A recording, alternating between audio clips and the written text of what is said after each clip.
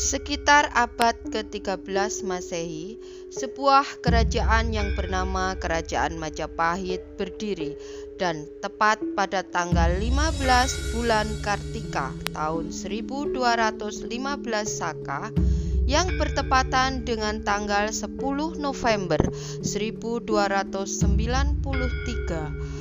Raden Wijaya dinobatkan menjadi raja pertama Kerajaan Majapahit dengan nama Abhiseka Sri Maharaja Kertarajasa Jaya Wardana. Selama berjuang mendirikan Kerajaan Majapahit, Raden Wijaya dibantu oleh para sahabatnya. Salah satunya adalah Ranggalawe. Ranggalawe ini merupakan putra dari Arya Wiraraja yang saat itu menjabat sebagai Bupati Songenep. Ranggalawe tinggal di Tanjung yang letaknya di Madura sebelah barat.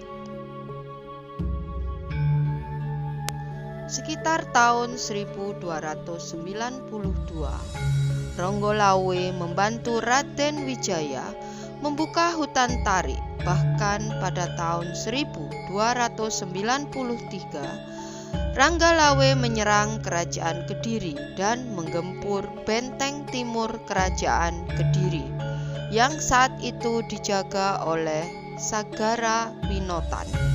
Setelah Kerajaan Kediri runtuh dan Raden Wijaya menjadi Raja Majapahit, semua teman-teman seperjuangannya diberikan kedudukan oleh Raden Wijaya.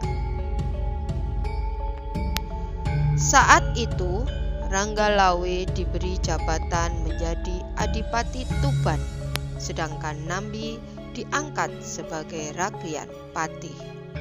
Melihat kejadian ini serta hasutan dari salah seorang pejabat kerajaan yang bernama Mahapati, Ranggalawe merasa tidak puas karena menurutnya yang seharusnya menjadi patih Majapahit adalah Lembu Sora yang banyak berjasa dalam perjuangan mendirikan Kerajaan Majapahit daripada Nambi. Ranggalawe yang bersifat pemberani dan emosional ini pun langsung menghadap Raden Wijaya agar jabatan patih diberikan kepada Lembu Sora. Akan tetapi Lembu Sora tidak menyetujuinya dan mendukung Nambi menjadi patih. Karena tidak dihiraukan tuntutannya, maka Ranggalawe membuat keonaran di lingkungan istana dan akhirnya Lembu Sora menenangkan Ranggalawe dan menyarankan agar dia minta maaf kepada Sang Prabu. Akan tetapi Ranggalawe memutuskan untuk pulang ke Tuban.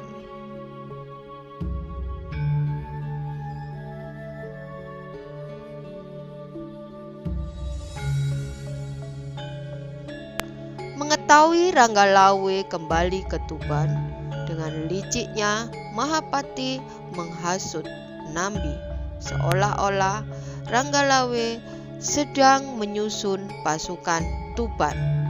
Akhirnya berita ini pun sampai ke telinga Sang Prabu. Akhirnya Prabu Raden Wijaya langsung memerintahkan Nambi dengan didampingi Lembu Sora dan Kebu Anabrang pergi ke Tuban untuk menghukum Ranggalawe. Sementara itu, Ranggalawe yang mendengar adanya pasukan Majapahit sedang menuju Tuban, segera mempersiapkan pasukannya dan menghalau pasukan Majapahit di dekat sungai Tambak Beras. Tidak lama kemudian, kedua pasukan pun bertempur dengan sengit. Dalam pertempuran tersebut, Ranggalawe berhadapan dengan Kebu Anabrang. Mereka pun segera bertanding di tengah sungai Tambak Beras. Kepu Anabrang yang pandai berenang akhirnya dapat mengalahkan Ranggalawe dan membunuhnya secara kejam.